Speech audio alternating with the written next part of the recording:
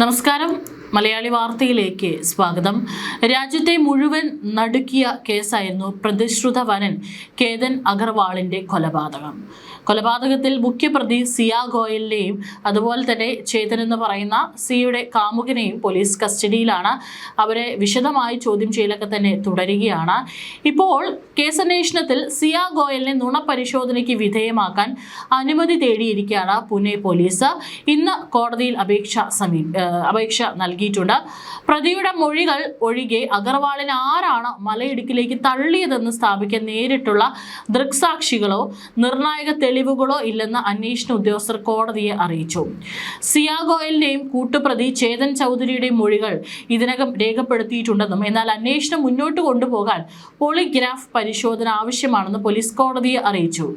കാരണം ഇരുവരും നൽകിയിട്ടുള്ള മൊഴികളിൽ പരസ്പരം അങ്ങോട്ടും ഇങ്ങോട്ടും കുറ്റം ചുമത്തുന്ന രീതികളിലാണ് സംസാരിച്ചിരിക്കുന്നത്.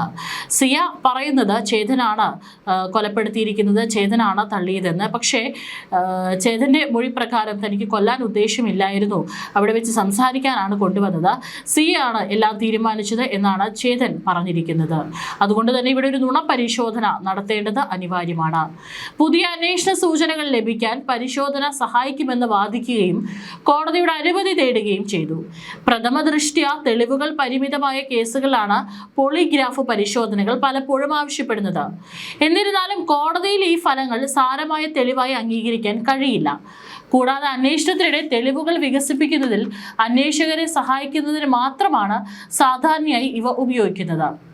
പുനെ ആസ്ഥാനമായുള്ള റിയൽ എസ്റ്റേറ്റ് വ്യാപാരിയായ കേതൻ അഗർവാളിനെ ജൂൺ 18 ലോഹഗഡ് ഫോർട്ടിലെ ഒരു പാറക്കെട്ടിൽ നിന്ന് തള്ളിയിട്ട് കൊലപ്പെടുത്തിയതിനെ തുടർന്ന് ഈ കേസ് രാജ്യവ്യാപകമായി ശ്രദ്ധ ആകർഷിച്ചത്. അഗർവാളുമായി സിയ ഗോയലിന്റെ വിവാഹ നിശ്ചയം കഴിഞ്ഞിരുന്നു. നവംബറിലായിരുന്നു ഇരുവരും വിവാഹിതരാകാൻ തീരുമാനിച്ചിരുന്നത്. വിവാഹിതരായുള്ള എല്ലാ ഒരുക്കങ്ങളും ഏകദേശം 17 കോടിയോളം രൂപ വില വരുന്ന ഒരു കൊട്ടാരമാണ് ഇവർ എടുത്തിരുന്നത്.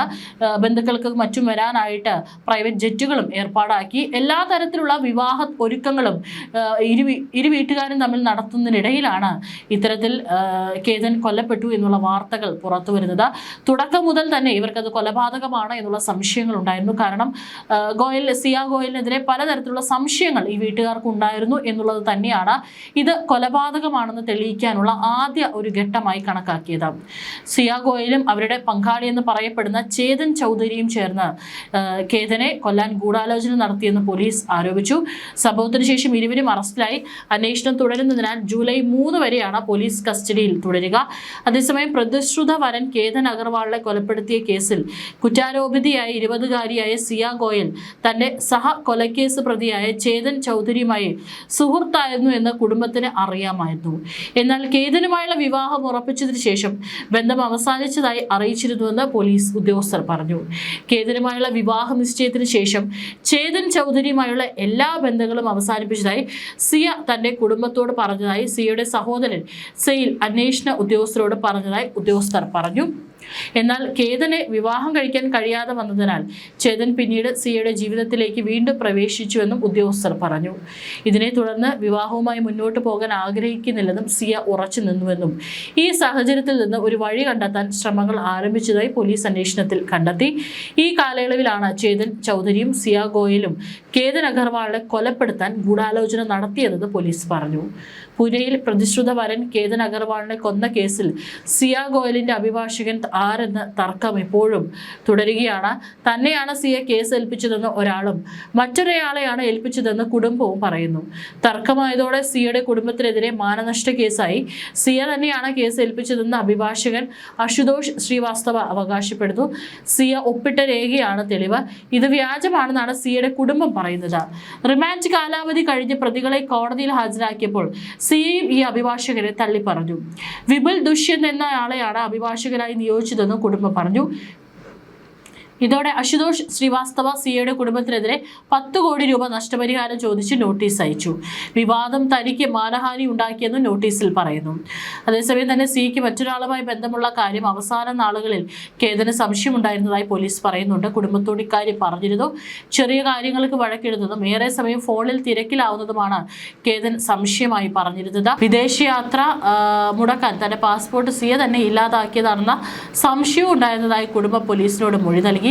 പാസ്പോർട്ട് കീറിയ ശേഷം കത്തിച്ച് കളയുകയായിരുന്നു. ഇതെല്ലാമാണ് കുടുംബത്തെ സംശയത്തിൻ്റെ നിഴലിലാക്കിയത്. അതായത് പല സംശയങ്ങളും സിയെക്കുറിച്ച് ഈ കുടുംബത്തിനും അതുപോലെ കേതിനും ഉണ്ടായിരുന്നെങ്കിലും തന്നെ കൊലപ്പെടുത്തും എന്നുള്ള ഒരു തരത്തിലുള്ള സംശയങ്ങളും കേതിന് ഉണ്ടായിരുന്നില്ല. അതോടൊപ്പം തന്നെ കുടുംബത്തിനും അത്തരത്തിലൊരു സംശയവും ഉണ്ടായിരുന്നില്ല.